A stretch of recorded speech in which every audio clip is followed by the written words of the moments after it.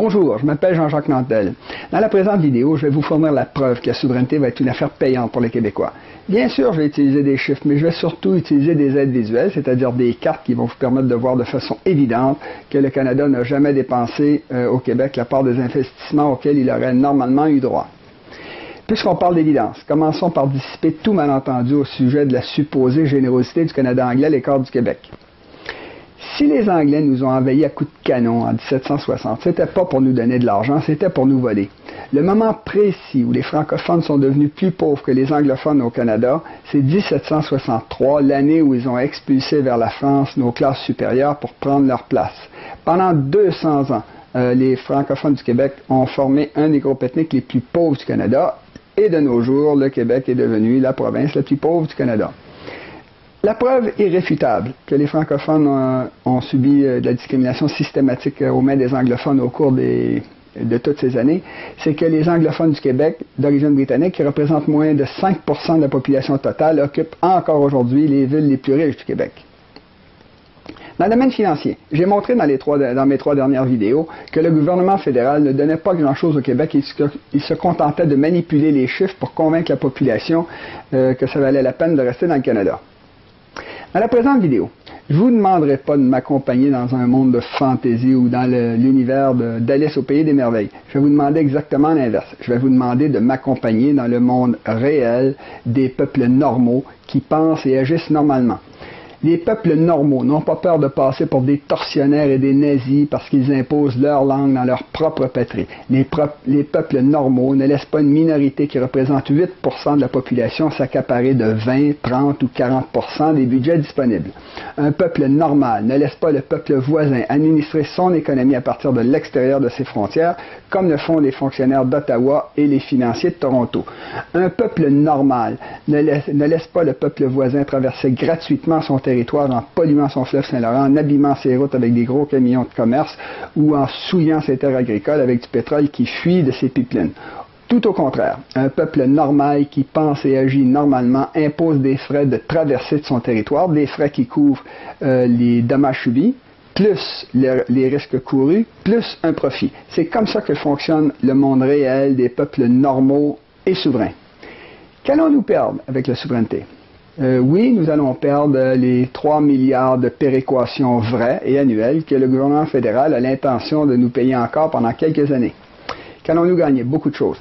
Entre autres, le Québec souverain va pouvoir rétablir l'équité et la justice au Québec en éliminant les privilèges de la communauté anglo-québécoise. Comme ils représentent 8% de la population, ils vont avoir droit à 8% des budgets. Cela veut dire, comme je l'ai montré dans ma vidéo 7, que les anglophones du Québec ne pourront plus s'accaparer de 45% du total des salaires versés au Québec pour la gestion des universités. Ils n'auront plus 8 fois plus de chances qu'un francophone de toucher un gros salaire au Québec dans le domaine de l'éducation supérieure. Ils ne contrôleront plus 54% des hôpitaux sur l'île de Montréal.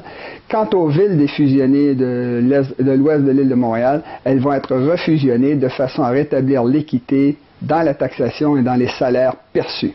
Comme je l'ai montré dans la vidéo numéro 10, un Québec souverain ne paiera plus les 655 millions de dollars de péréquation annuelle qu'il paie aux territoires autochtones de l'extérieur du Québec. Il ne paiera plus non plus les 524 millions de dollars de péréquation annuelle qu'il paie aux 3 vastes territoires situés au nord du Canada anglais, c'est-à-dire le Yukon, les territoires du Nord-Ouest et le Nunavut. Si on va continuer à développer le nord du Québec à nos propres frais, comme on l'a toujours fait sans aide du fédéral, on ne financera plus le développement des infrastructures situées au nord du Canada anglais. Dans le domaine maritime, le Québec va bien sûr récupérer les eaux territoriales que lui garantit la loi internationale, mais la protection de ces eaux territoriales va lui coûter pas mal moins cher que ça lui coûtera en continuant de financer la protection des immenses eaux territoriales que le Canada possède dans sur trois vastes océans. Signalons qu'au point de vue économique, l'opération coûtera rien aux Québécois étant donné que le développement des ressources naturelles du plateau continental au Canada est fait au bénéfice des provinces riveraines. Quant au passage du Nord-Ouest, que le réchauffement climatique va bientôt ouvrir pendant plusieurs mois par année, le Québec souverain ne participera pas aux immenses dépenses militaires que le Canada veut faire pour essayer d'en contrôler l'accès. Dans ce domaine-là, de nombreux pays, dont les États-Unis, disent que les bateaux vont pouvoir passer librement dans le passage du Nord-Ouest et sans être taxés, étant donné qu'il s'agit d'un chenal naturel. Dans ce domaine-là, les Américains s'appuient sur un des éléments les mieux établis du droit international, qui s'appelle le droit de passage innocent, qui existe dans tous les chenaux et les détroits naturels du monde. Ça s'applique dans la Manche, ça s'applique à Gibraltar, à Cape Town, dans les détroits d'Ormuz, de Malacca ou de Tsushima. Ça s'applique même au niveau du golfe du Saint-Laurent, où le Canada n'a pas le droit d'arrêter ou de taxer les bateaux qui se dirigent vers les îles Saint-Pierre et Miquelon, qui sont un territoire français complètement entouré par des eaux territoriales canadiennes. Signalons qu'un Québec souverain va posséder, comme tous les pays du monde, un droit de passage innocent dans le golfe du Saint-Laurent lorsqu'il s'agira de faire commerce avec le reste du monde. L'indépendance va également permettre au Québec de se débarrasser d'une foule de dépenses inutiles ou prétentieuses qui se font présentement dans la région d'Ottawa. Par exemple, les 3 résidences officielles qui abritent le premier ministre du Canada, le chef d'opposition ou le gouverneur général du Canada. On va également se débarrasser de toutes les dépenses du Parlement fédéral, des 75 députés québécois qui y siègent, d'une foule de sénateurs québécois, des agents de la GRC, de la SCRS et de tous les ministères en double qui ont été installés à Ottawa, et non seulement une poignée vont devoir être recréés dans la région de Québec. On va surtout se débarrasser du pouvoir de nuisance du gouvernement fédéral qui, au cours des dernières années, s'est par exemple approprié de 45 milliards de dollars qui provenaient de la Caisse d'assurance emploi. Pour le seul Québec, ce détournement correspond à 11 milliards de dollars. Quant à la Cour suprême, le fait de s'en débarrasser va l'empêcher de se servir de nos impôts pour nuire à nos intérêts, notamment en nous imposant la fameuse loi des langues officielles du Canada anglais. Signalons qu'au Québec, si le bilinguisme coûte très cher, ce n'est pas à cause du français majoritaire, c'est à cause de l'anglais minoritaire. Ce dont on parle ici, c'est de déplacer d'Ottawa vers Québec l'administration de 40 à 50 milliards de dollars d'impôts supplémentaires par année. Ce sont les gens de Québec qui vont être les principaux bénéficiaires de l'indépendance du Québec, étant donné que de nouveaux ministères vont être créés à Québec, des agences gouvernementales vont y ouvrir, des nouveaux centres de recherche et des dizaines d'ambassades vont y être construites et payées par de l'argent qui va venir chaque année de l'étranger. Comme Québec va avoir le statut de capitale, ça va attirer le tourisme, notamment du côté des Américains qui vont vouloir venir voir le seul pays français d'Amérique du Nord. Avec tout cet enrichissement, le retour des Nordiques de Québec ne sera qu'une formalité. Mais le plus important, ça va être que pour les gens de Québec, qui souffrent tant de voir leur cité traitée comme une petite ville de province, c'est qu'ils vont désormais habiter une capitale d'envergure internationale. C'est dans le domaine des communications où c'est le plus clair que le Québec n'a jamais reçu sa part des investissements fédéraux, surtout aux époques où la population du Québec correspondait à 30, 40 ou même 50% du total de la population canadienne.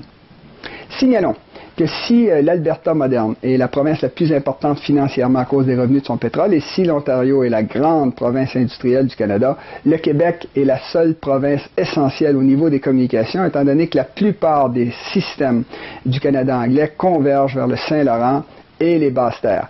C'est d'ailleurs dans ce quadrilatère que le gouvernement fédéral a toujours construit les infrastructures destinées au Québec. Une des principales raisons étant que ces infrastructures servaient également aux habitants des autres provinces pour communiquer entre eux.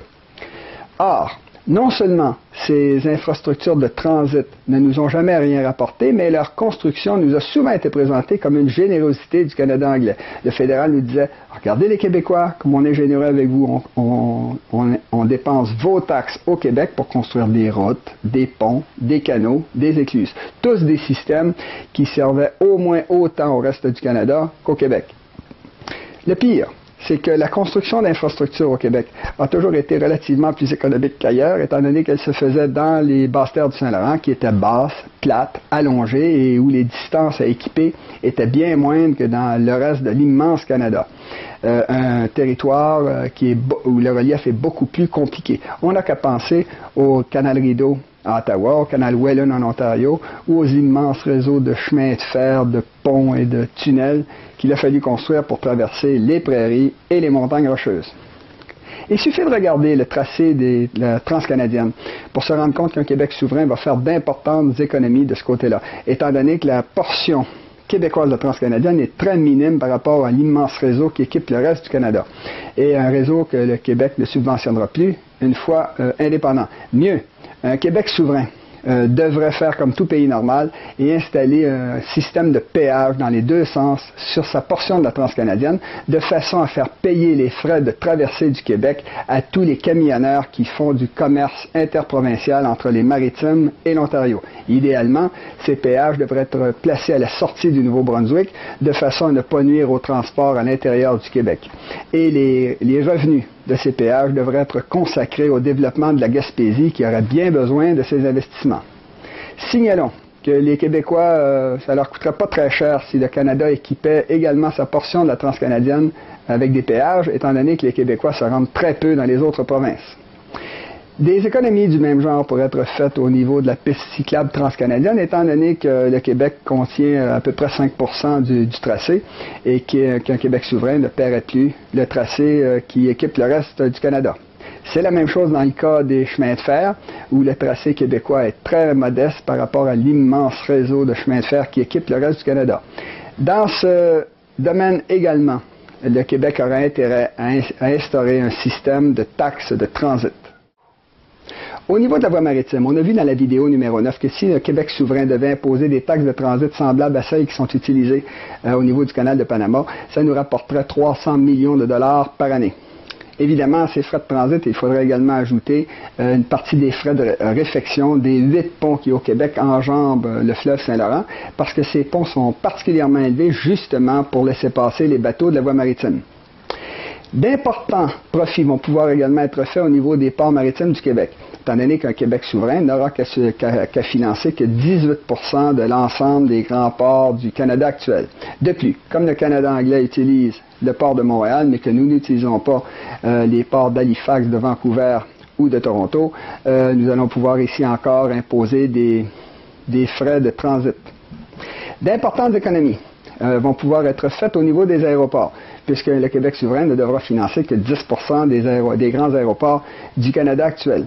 C'est la même chose au niveau des parcs terrestres fédéraux, étant donné que le Québec n'abrite que 3 des 44 grands parcs du Canada, et que ces derniers ne protègent que 1/3 de 1% de l'ensemble de la surface protégée au Canada. Des économies encore plus importantes vont pouvoir être faites au niveau des bases de l'armée canadienne, puisque le Québec ne possède que 3 des 23 bases de l'armée canadienne au Canada. De plus, un Québec souverain va pouvoir éviter des dépenses de 5,6 milliards de dollars par année que le Canada anglais veut lui imposer pendant les 20 prochaines années pour se procurer des armes offensives.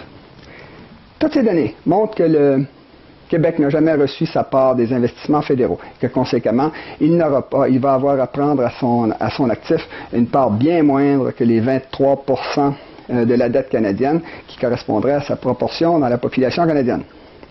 En fait, si Ottawa devait nous rembourser tout ce qui nous a été pris depuis 1760 avec intérêt composé, il devrait probablement vendre les 3/4 du Canada anglais. C'est peut-être dans le domaine pétrolier qu'un Québec souverain va faire le plus de profit. Comme on l'a vu dans la vidéo 9, il pourrait faire comme la petite Géorgie et charger des frais de 3 $ par baril de pétrole qui transite par ses pipelines. De cette façon-là, il ferait chaque année 350 millions de dollars avec le pipeline Sarnia-Montréal et un autre 167 millions de dollars avec le pipeline Portland-Montréal. Quant à son propre pétrole, un Québec souverain pourra en utiliser les profits pour développer sa propre économie. Il ne verrait pas le système de péréquation canadien s'inverser comme c'est présentement le cas avec Terre-Neuve qui doit désormais payer de la péréquation au reste du Canada. Malgré tout ça, un Québec souverain va peut-être faire encore plus d'argent en s'intégrant au système de crédit de carbone qui est présentement mis en place un peu partout sur la planète. Il s'agit d'un système qui permet aux pays qui polluent peu de recevoir de l'argent des pays qui polluent beaucoup plus. Comme le Québec hydroélectrique produit beaucoup moins de gaz à effet de serre que le Canada pétrolier, ce dernier va tôt ou tard être obligé de lui verser directement ou indirectement des milliards de dollars par année. Le marché des crédits de carbone augmente tellement rapidement sur la planète que de 2005 à 2008, il est passé de 11 milliards de dollars à 126 milliards de dollars. Et que certains experts prédisent que ce marché-là va atteindre de 1000 à 3000 milliards de dollars dans l'avenir. Maintenant, si on parle du secteur tertiaire de notre économie, un Québec souverain, parce qu'il va être beaucoup plus puissant, va être capable d'inverser la tendance actuelle des entreprises à déménager vers l'Ontario. Il ne sera plus jamais question de déménager le Grand Prix de Montréal vers Toronto. Et une entreprise comme Air Canada ne pourra plus acheter impunément des avions chez le concurrent brésilien de Bombardier. Comme tous les pays européens qui ont une économie inférieure ou semblable à la nôtre, le Québec souverain va pouvoir récupérer sa bourse de Montréal qui a été déménagée à Toronto. Ça va être exactement la même chose avec les compagnies qui lui fournissent des services financiers ou qui lui vendent des assurances. Sans qu'il ne fasse rien, le Québec souverain va voir plusieurs entrepreneurs qui ont construit des usines en Ontario commencer à les déménager au Québec pour éviter les frais de transit que nous allons imposer sur la voie maritime, sur la transcanadienne et au port de Montréal. Par ailleurs, un Québec souverain ne participera plus aux immenses programmes de subvention du gouvernement fédéral à l'intention des autres provinces. Il ne subventionnera pas la ligne électrique sous-marine que Terre-Neuve s'apprête à construire pour contourner le Québec dans un geste d'amour sans précédent. Il ne participera pas au remplacement des multiples réacteurs nucléaires de l'Ontario ou au sauvetage de son industrie automobile qui, en 2010-2011, a coûté 10 milliards de dollars au gouvernement fédéral. On ne participera pas non plus au développement de l'industrie pétrolière de l'Alberta qui reçoit chaque année 2,8 milliards de dollars de subventions du fédéral. Ça va être exactement la même chose avec les industries maritimes de la Nouvelle-Écosse et de la Colombie-Britannique qui ont récemment reçu la totalité des contrats de 33 milliards de dollars que le fédéral a octroyés pour acheter de nouveaux bateaux. Dans ce domaine-là, le Québec va récupérer sa part de 8 milliards de dollars et va s'en servir pour développer sa propre industrie maritime. Vous pouvez vérifier tous les chiffres que je viens de vous donner avec la bibliographie qui est fournie à la fin de la vidéo. Autrement dit, le Québec souverain, en commençant à agir comme un pays normal et en chargeant des frais de traversée de son territoire, va rétablir peu à peu la situation géopolitique normale qui fait que la richesse d'un territoire continental comme l'Ontario coule tout naturellement vers un territoire à vocation maritime comme le Québec. Comme partout ailleurs sur la planète, l'économie va se mettre à se développer beaucoup plus rapidement près des océans qu'à l'intérieur du continent. C'est ce qu'on observe dans des pays comme les États-Unis, la Chine ou le Brésil actuel. Toutes les économies et les profits que je viens de vous énumérer montrent que la souveraineté du Québec est urgente à faire et qu'elle va servir à faire des sous, beaucoup de sous. J'espère d'ailleurs que vous allez vous servir de la présente vidéo pour en convaincre le reste de la population. Oui, c'est vrai, le Québec est pauvre et s'appauvrit constamment. Mais cette situation pourrait vite changer avec un référendum gagnant. Psychologiquement et politiquement, nous sommes présentement dans le creux d'une vague. Cependant, j'aime à croire avec Edmond Rostand que c'est la nuit qu'il est beau de croire à la lumière.